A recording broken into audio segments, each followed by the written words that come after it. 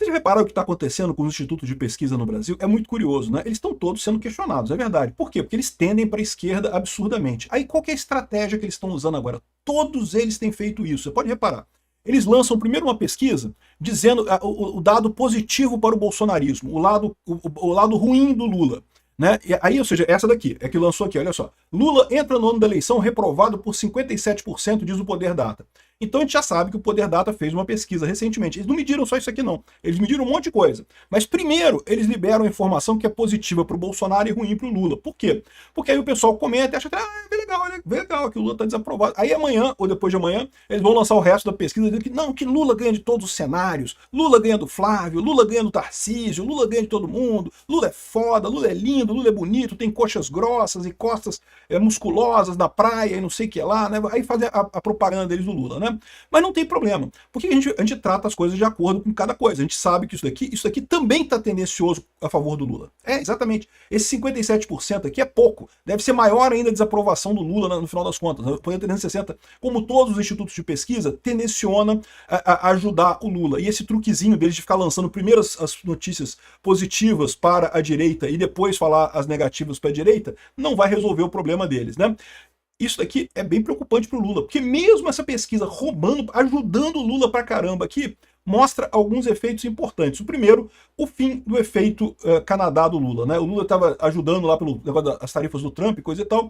A gente falou sobre isso, ia ter uma pequena melhora, mas ia voltar ao normal, e de fato é o que está acontecendo. Saiu de 31 aqui, que foi o pior número que o Lula teve aqui, 31 a 59, e agora já está 34 a 57. Ou seja, já piorou muito isso daqui. Mais do que isso, esse pessoal aqui, essa é o pior número que o Lula tem em todos os anos eleitorais, tá? Se você pegar o Lula nas eleições de 2006, nas eleições de 2010, a Dilma na eleição de 2014, você vai ver que nenhum deles estava tão ruim quanto está o Lula em termos de aprovação este ano. Ou seja, isso é uma boa notícia pra gente. Então tá aqui, ó, o Poder 360 fez mais uma pesquisa altamente tendenciosa, favorável ao Lula, uma coisa assim, descancarada, totalmente tendenciosa, como é tipicamente as pesquisas aqui no Brasil.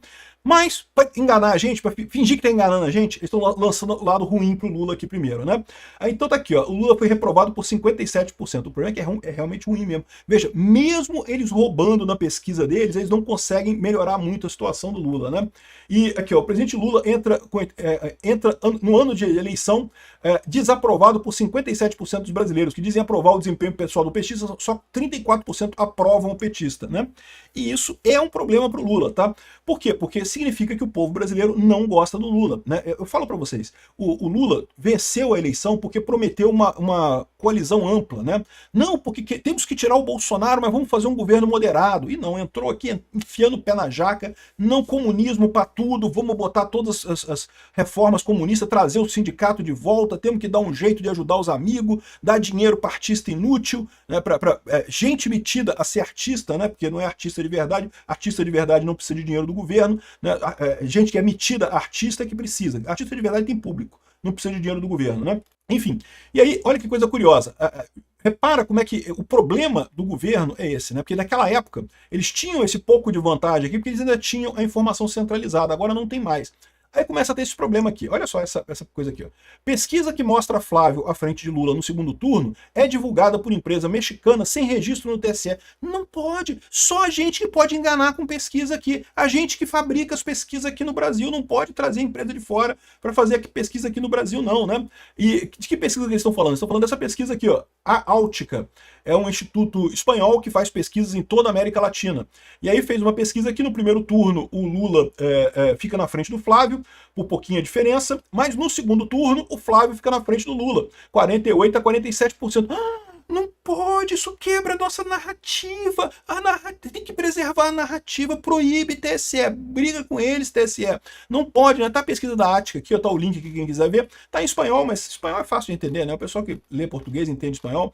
Tá aqui a pesquisa, e aí tá o pessoal do Globo aqui chateadíssimo. Não, porque a legislação prevê uma multa de não sei o que lá, pela publicação sem comunicação prévia à Justiça Eleitoral, que tem que fazer o registro, tem que ter o carimbo. Cadê o carimbo? Cadê o carimbo no cartório, tem que carimbar no cartório para fazer as coisas no Brasil, não pode, tá atrapalhando a narrativa. O pessoal tá preocupado, meu amigo, porque outro dia teve a pesquisa da Apex Futura, que já deu o Flávio bem na frente do Lula, né? Agora essa pesquisa aqui dando o Flávio na frente do Lula também, o pessoal tá começando a arrancar os cabelos, né? Arrancar a calcinha pela cabeça, né? Tá desesperado todo mundo aqui. Mas pode ficar tranquilo, pode ter certeza que vai sair a continuidade dessa pesquisa da Poder Data dizendo que o Lula ganha do Flávio no segundo turno. Quer apostar comigo? Quer valer dinheiro? Quer botar dinheiro? Fala nos comentários que quer apostar comigo. Vai ter nos próximos dias, aí, talvez amanhã, talvez hoje ainda, vai sair a pesquisa dela dizendo que, mas em compensação Lula ganha todos os cenários. Pode ter certeza disso, né? Mas enfim, não tem problema. A gente sabe como é que funciona a imprensa aqui no Brasil. O negócio é bola pra frente. O Flávio tá bem, o Flávio vai ganhar essa eleição, o Lula tá na merda. A situação tá frenética lá com o pessoal do Pokémon lá no IBGE, hein, cara? O Postman demitiu a pesquisadora responsável pelo cálculo do PIB. Vocês sabem, né? O cálculo do PIB de 2025 deve ser anunciado agora, daqui a algumas semanas, né? E é um número muito importante em ano eleitoral, é um número que vai ser muito usado em propaganda eleitoral. Não porque Lula conseguiu aumentar o PIB, não sei o que lá e coisa e tal. O Lula aumentou o PIB exclusivamente governamental, torrando dinheiro do governo, né? Gastando dinheiro do governo à toa. Ele aumentou o PIB, uma coisa que não melhorou a vida de ninguém, porque só piorou mesmo em termos de gasto do governo, mas beleza, ele quer usar isso na propaganda, quer poder dizer que não, que o PIB explodiu, que o PIB é fantástico, que o PIBão e não sei o que lá, e o PIBão do Lula, eles querem muito usar esse número. Mas eu não sei não, cara, eu acho que deu algum problema, porque, bom, eu acho que deu algum problema, mas eles estão consertando o problema, não se preocupem, né? O que eu acho que aconteceu? O PIB de 2025 veio menor do que o esperado, tá? Olha só, o Banco Central, até bem pouco tempo atrás, achava que o PIB ia crescer 2% em 2025. No finalzinho do ano, ele mudou para 2,3%. Não vai subir 2,3%, deve ter vindo a ordem do Lula. Não tem que subir mais o PIB. Ano eleitoral, precisamos melhorar o PIB aí, sobe o PIB aí, dá um jeito de subir o PIB aí. Só que aí, quando o IBGE mediu o PIB, deve ter dado abaixo de 2,3%, né? E aí demitiram a mulher. Não, você tá medindo errado. Pô, dá um jeito aí, dá uma martelada nos números aí. Eu que tô imaginando isso. Aliás, eu não. Um monte de gente tá imaginando isso, porque tá muito estranha essa demissão da mulher do PIB lá no IBGE. Vamos entender esse caso aqui. E para mim é óbvio que é isso, né? Ou seja, o PIB não veio legal, aí deram um jeito, mas fica tranquilo, porque o PIB que vai ter para as eleições vai ser grandão. Eles botaram outro cara lá e falaram, tem que dar um jeito de parir esse PIB aqui. Precisa de um martelo? Precisa de uma motosserra? Não interessa o que você vai fazer com os números, mas dá um jeito de parir um PIB que seja bonito para o Lula usar na eleição dele. Tá aqui, ó, IBGE trocou a pesquisadora à frente do cálculo do PIB. A Rebeca Palles deixou o cargo, não, foi exonerada, mesmo, foi chutada. De coordenadora de contas nacionais do Instituto. Mudança ocorre após explosão de crise entre servidores de gestão Postman. Por quê? Porque o Postman, ele já deixou claro, não, o Postman sempre falou isso, que estatística tem que ser usada a favor da revolução, é para ajudar o governo da esquerda, é para ajudar a esquerda, para fazer propaganda, não é de técnico, de estatística, desvio padrão, média, mediana, foda-se. O negócio é ajudar o Lula a se eleger, né? E ele falava isso abertamente antes de se tornar diretor do IBGE, né? É lógico que no momento que ele foi colocado como diretor do IBGE, ele parou de falar essas coisas, mas, né, a ideia dele é a mesma, né? E a gestão dele sempre gerou muito atrito no IBGE, porque o IBGE sempre gostou de se pintar como um órgão técnico. Não, a gente está aqui para fazer a conta, a gente não está aqui para ajudar o governo A, o governo B, o negócio nosso é fazer a conta e gerar o número, né? E, de novo, isso deveria ser o correto, né? E o Postman prometeu não interferir. Agora ele interferiu aí. Já teve outros casos, tá? Já teve outras confusões nessa história aqui, tá? O Postman tá perdendo o controle do IBGE. O problema é o seguinte, vai sair o número do PIB? Vai sair lindo, vai acabar de sair 5% o PIB. Vai sair 5% o PIB, um número fantástico pro Lula. O Lula conseguiu de novo, explodiu a economia brasileira. Mas tá todo mundo sabendo agora que não tem credibilidade nenhuma. Olha como é que tá o órgão, o IBGE, né? O pessoal, todo mundo saindo, pedindo exoneração por interferência política no cálculo de números, né? E aqui, ó, teve outra gente aqui, tem mais gente exonerada aqui, ó. Demissão sem justificativa técnica provoca crise interna e levanta questionamento sobre a autonomia do Instituto. É lógico, né? E olha que o Lula falou, democracia. Não, temos que fazer democracia, vamos ser moderados e não sei o que lá. A entrega de cargos foram comunicados na forma de protesto e pressão por maior transparência, além de respeito aos critérios que tradicionalmente orientam o trabalho do IBGE. A crise ocorre num momento sensível, já que o Instituto é responsável pela produção de dados estratégicos como o PIB, que vai sair gigante. Não, 10% de aumento do PIB, pode saber, vai ser uma coisa fantástica, né? Parece que teve um monte de gente do IBGE que pediu para sair, coisa e tal, por conta dessa saída. Tá na cara o que está acontecendo. O pessoal está revoltado porque o Postman está fazendo o que o Postman prometeu fazer. Transformar o IBGE numa máquina de propaganda para o Lula. É o que eu falo para vocês, cara. O Lula, quando ele entrou lá em 2003, lá atrás, ele achava que tinha todo o tempo do mundo para implantar o comunismo aqui no Brasil. Ele foi tranquilo, foi de levinho, foi devagarzinho, não tem pressa, vou implantar o comunismo devagarzinho aqui, coisa e tal. Agora, ele sabe que não tem o tempo todo do mundo. Aí já chegou enfiando a piroca em tudo. Não bota o Porsche lá no IBGE, acabou a porra de... O número que importa é o número para ajudar a revolução, o resto todo não importa. E da mesma forma, aparelhou tudo quanto é órgão do governo, até a Embrapa, cara, que é um órgão técnico, né, de negócio de agricultura, um órgão importante, cheio de sindicalista na Embrapa agora com o Lula. O Lula chegou, meu amigo, metendo o pé na jaca nisso daí. É o que eu falei, o pessoal fez o L, e o pior é o que se indica nessa eleição da agora. Se ele perceber que vai perder, sabe-se lá que tipo de golpe que o Lula vai tentar dar para continuar no poder aqui no Brasil, porque ele sabe que se ele perder, ele não volta mais. Cada vez mais aparece ligação do Daniel Worcaro com o Lula, né? O Cláudio Dantas coloca aqui na coluna dele aqui, ó, o buraco é bem mais à esquerda, né? Lembra que o governo Lula está tentando empurrar o caso do Master para a direita, né? Não, que a culpa é da direita, que é do mercado financeiro, que a culpa é da Faria Lima e não sei o que lá e coisa e tal. E no final das contas, cada vez mais aparece coisa ligando o Lula ao Worcaro. A gente já falou das reuniões que ele teve, coisa e tal. Agora a gente fica sabendo que o Worcaro esteve no Palácio Planalto 4 vezes entre 2023 e 2024, ou seja, era habituê no Palácio Planalto. Eu não sei se você sabe, é muito difícil você conseguir uma audiência no Palácio Planalto. Não é fácil, não. Tem gente que paga dinheiro para conseguir isso, hein? O Worcaro estava lá, tinha até carteirinha né? Na quinta vez ganha uma torradeira, né? E o tempo todo estava lá no Palácio Planalto, né? Uma coisa impressionante mesmo. Não foi só isso, não. Ele também inaugurou uma fábrica do Worcaro lá em Minas Gerais e coisa e tal, sem contar o Manteiga, sem contar o Lewandowski, que a gente já falou, um monte de ligação do Lula com o Banco Master. Como a gente falou, o caso do Banco Master pega todo mundo, pega a direita também, tá? Mas pega a esquerda também, né?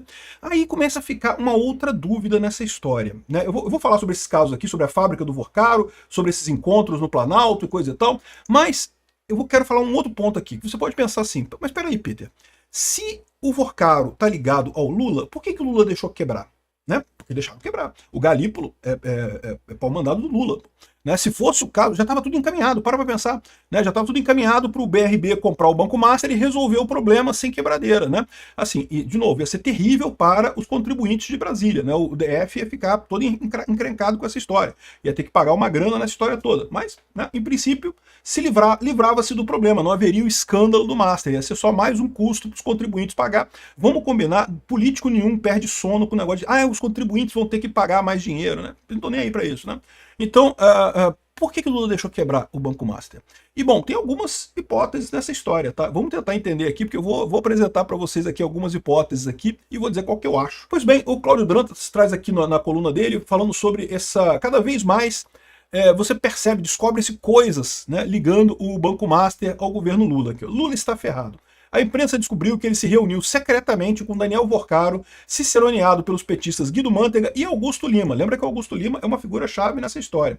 A imprensa também descobriu que ele se encontrou fora da agenda com o petista Dias Toffoli e antes dele com o protopetista André Esteves, algoz do Banco Master. Então você sabe que o André Esteves é um cara que meio que não tá gostando, não gosta do Banco Master. O André Esteves é dono do BTG Pactual, que é um banco muito grande aqui no Brasil e aparentemente não estava satisfeito com o Banco Master. Eu não sei muito bem por quê, pode ser até porque o Banco Master estava tomando o mercado dele, né? O Banco Master estava oferecendo CDBs em taxas de juros, né, incríveis e coisa e tal, e o pessoal não gosta muito disso, né? O caso foi assunto de conversa também com Haddad e Galípolo, né? Então aqui, metade do Master é do PT e isso não é força de expressão. O pessoal fala sobre o caso do Credit Sexta, né, justamente do Augusto Lima, aquilo que eu falei para vocês. O Banco Master, antes do Credit Sexta, não tinha nada. Inclusive, o Credit Sexta foi quem levou para o Banco Master essa estratégia de papo com político, de levar político. Não, vamos comprar influência em Brasília, que é o melhor negócio do mundo aqui no Brasil. Tu tem influência em Brasília, tu faz negócio de merda, aí pede socorro pro governo, edita uma medida provisória aí pra fazer não sei o que lá que me ajuda. Aí o governo vai lá e faz e pronto, e te ajuda e salva. O pessoal da JBS faz isso todo dia, o pessoal de um monte de empresas faz isso aqui no Brasil o tempo todo, né? E o Credit Sexta é exatamente isso, lembra? Era um supermercado falido lá na Bahia, né, que o pessoal queria se livrar desse supermercado falido, aí vendeu para o Augusto Lima e de quebra deu a possibilidade de ele oferecer crédito consignado para os servidores públicos da Bahia em qualquer lugar. E aí, isso que cresceu o Master. Foi o Augusto Lima que transformou o Master, que era um banquinho de merda, que tinha sido comprado pelo Vorcaro. O Vorcaro, o negócio dele original era questão de imóveis. Então, eu fiz um vídeo sobre isso outro dia. Era imóveis. Ele queria comprar um banco para poder financiar imóveis, né? Construção de imóveis. Então, só que aí era um banco pequenininho, era um banco de merda, uma merrequinha de banco. Só que aí, quando chegou o Augusto Lima, aí a coisa explodiu, com crédito cesta e coisa e tal. Representava 50% do faturamento do banco de Vorcaro. Eu diria que é muito mais importante no início, tá? Enfim, quando a situação apertou em 2024, o Guga Lima, o Augusto Lima, pulou fora, comprou um outro banco e levou com ele a galinha dos ovos de ouro, que era a Credit Sexta, né? E com o aval de Galípolo, criou um outro banco, o Banco Pleno, plenamente petista, ou seja, ele se separou dessa história aqui, né? E em 2024, isso aqui já dá uma dica para a nossa pergunta final. Lembra que a grande questão que a gente quer aqui no final é chegar à conclusão de por que então deixaram quebrar? Que tem ligação do Master com o Lula, não tenha dúvida, tem um monte de ligação do Master com o Lula. Então por que o Lula deixou quebrar? Mas vamos supor que fosse o primeiro caso. Que na verdade, de propósito, o Lula separou a parte petista da parada, né? Vamos separar a parte do PT aqui e quebra o resto para fuder o Ciro Nogueira e o Rueda. Pode ter sido isso também, só que aparentemente caiu no mesmo problema 1, ou seja, o buraco é muito mais embaixo e agora está o senhor do Banco Pleno aqui também com dificuldades aqui. Vamos ver o que vai acontecer.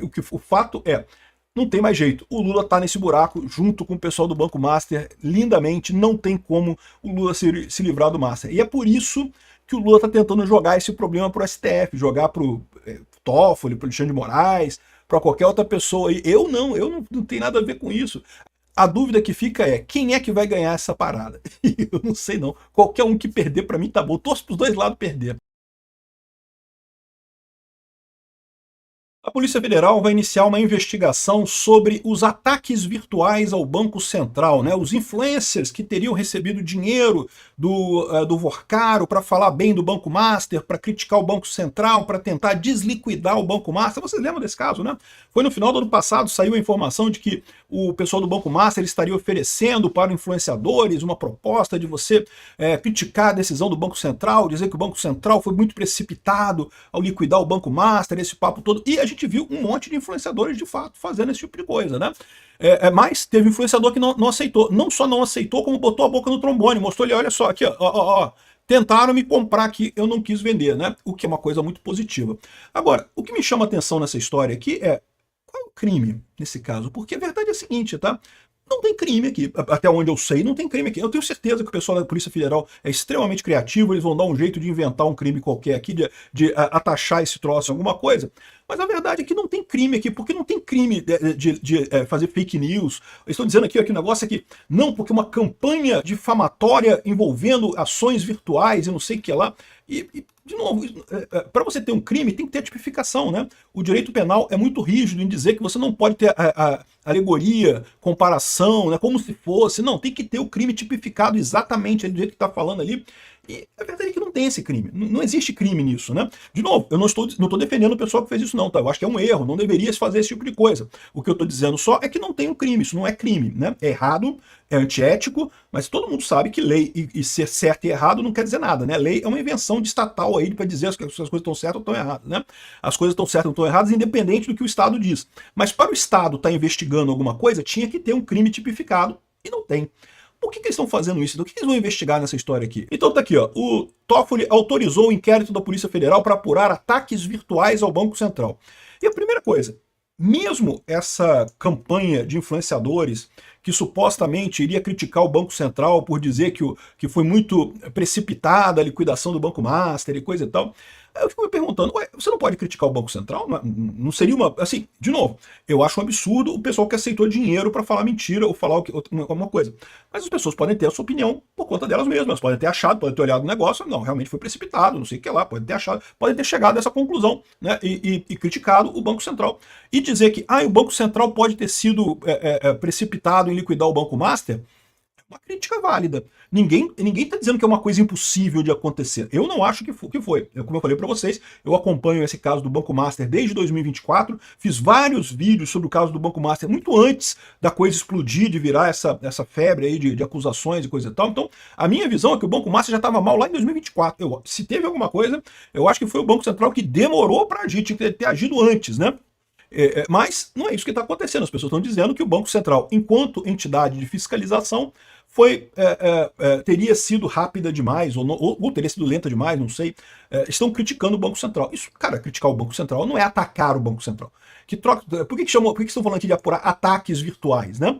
Uma coisa é você criticar o Banco Central, é direito das pessoas. Olha só o que está escrito aqui. Ó. O ministro do STF, o Toffoli, autorizou a abertura de inquérito policial para apurar a ação de influenciadores nas redes sociais, em defesa do Banco Master e na realização de ataques ao Banco Central e outras autoridades. Aqui já me vem o primeiro problema. Por que só influenciadores nas redes sociais? Porque teve um monte de jornal que também veio com o mesmo papo. Teve vários jornais lá em Brasília, lá ligados a um determinado grupo editorial lá, que vários jornais, na internet é verdade, mas ainda assim jornais, que não foi na rede social, que também falaram que o Banco Central estava sendo precipitado, que o Banco Master está sofrendo ataque, porque ele ataca os grandes bancos de São Paulo e não sei o que lá, né? Então, assim, não tem um negócio estranho nessa história? Por que vão investigar só os influenciadores nas redes sociais? É o que eu falo para vocês, né? O Vorcaro comprou influência de todo mundo, inclusive de jornal, de revistas, sabe-se lá quantos jornais e revistas não foram envolvidos nessa história. E aí, qual que foi a ideia do Lula agora? Ah, já sei, vamos culpar os influenciadores. A culpa foi dos influenciadores, porque olha só como é que mata dois coelhos com uma cajadada só. De um lado, o Lula desvia a culpa dele. Não é culpa minha, a culpa foi das redes sociais, dos influenciadores, eu não sei o que lá. E segundo, ainda ganha um pretexto para fazer mais censura nas redes sociais. Não porque eu tenho que censurar as redes sociais aqui, porque, né, olha só que absurdo. O pessoal estava fazendo propaganda para o Banco Master, revista foi vendida para o Vorcaro, um monte de jornal físico vendido para o Vorcaro, um monte de gente fazendo propaganda no mundo não rede social do Vorcaro, mas, no entanto, o problema são os influenciadores nas redes sociais, que eles vão tentar vender isso daí. Por quê? Porque isso, né, o Lula sabe que tem dificuldade nas redes sociais, ele quer matar as redes sociais, ele quer calar as redes sociais. Então é isso que está acontecendo. Para que esse caso aqui? Repetindo meu ponto, acho um erro influenciador vender a sua opinião? Acho um erro, não deveria fazer isso. Você pode vender propaganda, mas deixa claro que é propaganda, que não é a sua opinião sobre aquele assunto. Outra coisa é, por que o Lula está investigando esse troço se isso não é crime? E não é crime, não tem tipificação para isso. O Lula está fazendo esse troço porque ele está querendo achar um culpado para esse negócio do Banco Master, distrair o caso, tirar o caso do lado dele. Não vai conseguir. O Flávio Bolsonaro fez um discurso muito bacana lá em Israel, no encontro de luta de combate ao antissemitismo, uma conferência que teve lá em Israel. Ele falou muito bem, eu não sabia que o Flávio falava inglês bem desse jeito, falou muito bem mesmo, discursou em inglês para o pessoal de lá. Então, realmente uma coisa muito bacana e foi muito aplaudido, não só pela comunidade judaico-brasileira que estava no evento, mas também pelo pessoal lá de Israel. Israel e o Brasil sempre foram muito próximos diplomaticamente. Ele mesmo lembrou no discurso dele, né, do Oswaldo Aranha, que é o diplomata brasileiro que presidia a ONU na época da criação do Estado de Israel. O Oswaldo Aranha se empenhou pessoalmente para aprovar a criação do Estado de Israel. Infelizmente, depois com o PT no poder, toda essa sujeira de apoio ao Hamas, apoio a grupos terroristas, colocou o Brasil nessa posição terrível, mas o discurso do Flávio foi muito bom. Trouxe uma coisa muito importante, que é essa proximidade do Brasil com Israel, e prometeu transferir a embaixada do Brasil para Jerusalém. Espero que ele consiga. Eu tenho certeza que ele vai conseguir ganhar a eleição aqui no Brasil. Transferir a embaixada é complicado, porque sabe onde é que bate nisso? Bate nas exportações de carne brasileiras para os países árabes, né? O Brasil exporta muita carne para os países árabes. Da outra vez, o Bolsonaro tinha prometido também mover a embaixada para Jerusalém. Porém, os países árabes fizeram movimentos, e aí o pessoal do agro aqui no Brasil brecou essa história. Eu tenho certeza que agora o Flávio, depois de tudo que aconteceu, não vai ter dúvida de passar a embaixada brasileira para Jerusalém, o que é uma coisa excelente, né? O Lula, para fingir que uma resposta para isso, postou uma nota em memória do Holocausto, né? O Holocausto, vocês sabem, o dia de lembrança do Holocausto foi justamente o dia que o Flávio discursou, foi alguns dias atrás. Lá, o dia é o mesmo no mundo inteiro, né? Mas lá em Israel, evidentemente, é lembrado a tragédia que foi o Holocausto, né? E daí o Lula, é lógico, falou que é preciso recordar os horrores que a humanidade é capaz de cometer contra o próprio ser humano. Mas aí tenta jogar isso como se Israel estivesse cometendo esses horrores contra os palestinos, o que é um absurdo. Israel nunca quis exterminar os palestinos. Para início de conversa, eles que invadiram o território de Israel em 48, né? E mais do que isso, Israel nunca fez questão de acabar com eles. seria o primeiro genocídio que aumenta o número de pessoas, porque o número de palestinos cresce a cada ano lá em Israel. E que genocídio é esse, né? Que não diminui a população do pessoal lá, né? Então o Lula fica com essa brincadeirinha de fingir que, ai não, é pró-Palestina, não sei o que lá, quando ele abertamente é mesmo antissemita, pertinho do Hitler. Ali, ó, amiguinho. Aliás, diga-se de passagem, o Stalin também, o pessoal comunista também, a esquerda toda no mundo é muito antissemita, né? Então, assim, muito bacana o discurso do Flávio, parabéns pelo início aí dessa jornada dele, estamos aqui junto para ele apoiar. Flávio, presta atenção nisso, a questão da Ucrânia, você ganha a Europa com isso. Olha que coisa, o pessoal do PSDB e do PSD eles decidiram lançar candidato, olha só, Caiado foi para o PSD e vai ser o candidato do Kassab a presidente, ou ele, ou Eduardo Leite, ou Ratinho Júnior, né? Olha só, sinceramente, isso aqui parece muito mais para mim uma tentativa do Kassab de convencer o Flávio Bolsonaro a desistir da candidatura para lançarem o Tarcísio do que realmente uma coisa séria. Mas, se for sério, eu não vejo problema nenhum, eu acho bastante justo, né? Eu acho que é direito deles, afinal, lançar candidatura, né? E eles têm uma plataforma que é a seguinte, a plataforma nem Bolsonaro nem Lula. Já ouviram essa plataforma? A terceira via? Lembra da terceira via em 2022? Deu muito certo em 2022, né? Vai dar igualmente certo em 2026 também. Não vai ter ninguém para votar nesse pessoal, infelizmente. Então, assim, eu não vejo muitos problemas, tá? Existem dois pontos que a gente tem que prestar atenção. Dois pontos são sensíveis nessa história aqui. O primeiro ponto é, esse pessoal, se realmente for candidato, vai bater no Flávio Bolsonaro, não vai bater no Lula. O Rodrigo Constantino fala aqui, ó, olha só, juntando tudo, parece uma boa notícia para a candidatura do Flávio Bolsonaro. Essa filiação do Caiado no PSD vai ser mais um candidato para bater no governo. Eu discordo do Constantino. Não vai bater no governo, não vai bater no Lula. O Caiado sabe, vai acontecer a mesma coisa que aconteceu com o MBL. Eles sabem que eles conseguem, a chance que eles têm de tirar a volta é muito mais fácil do Flávio do que do Lula. Então, ao invés de bater no Lula, eles vão bater no Flávio. Então, esse é um ponto. Mas não é um ponto nem tão importante assim, porque eu não acredito que eles consigam fazer muita coisa nesse sentido. Vai ter o mesmo fracasso do MBL no caso aqui, né? Mas o outro ponto é a questão da capilaridade eleitoral. Eu já falei para vocês que a gente tem que tomar cuidado, porque nós aqui que discutimos política, que você que assiste vídeo de política, eu que falo sobre política, a gente pode ficar com a impressão errada que a maior parte dos brasileiros compartilha esse nível de engajamento que a gente tem com política. Não, meu amigo, uma grande parcela dos brasileiros está preocupado com Big Brother Brasil, paredão e não sei o que lá, e o jogo do Corinthians, o jogo do Flamengo, ele está preocupado com outras coisas na vida, não está nem aí para política.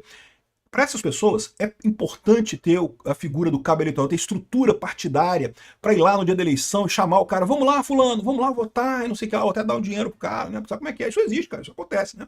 Então, ou seja, essa estrutura partidária para fazer as pessoas irem votar é importante. E nesse caso, pelo menos no primeiro turno, isso vai estar fora do alcance do Flávio. Talvez no segundo turno, esse pessoal vai apoiar o Flávio e vai dar tudo bem. Mas no primeiro turno já vai estar foda, né? Então são os dois problemas que eu vejo. O pessoal do Lula está comemorando aqui, ó. Lula ficou mais perto da vitória em primeiro turno e o Kassab ajudou, o Kassab rachou a direita e agora o Lula vai ganhar no primeiro turno e coisa e tal. Eu vou dizer para vocês que não. Isso aqui é falso, tá? Tem problemas, mas era esperado. E não vai fazer tanta diferença assim no final das contas. Pois bem, o Kassab botou aqui no Instagram dele, aqui, todo orgulhoso, olha só, o trio parada dura do PSD. Eduardo Leite, Caiado e Ratinho Júnior. Agora a gente vai ganhar, temos uma alternativa aqui, ó. Passamos a trabalhar juntos no PSD na busca de uma candidatura a presidente da República que traga um projeto de futuro do nosso país. Olha que coisa linda, que coisa fofa, que terceira via maravilhosa, né?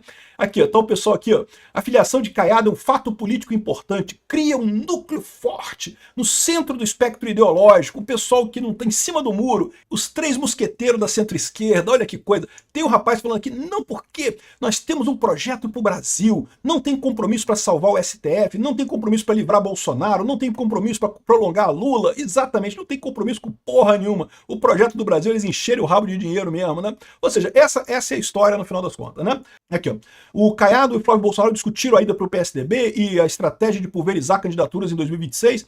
Como eu falei, é lógico, o Caiado tem o direito de fazer a candidatura dele, ele quer ser candidato, então ele tem o direito de fazer isso, só não acho que vai dar certo, né?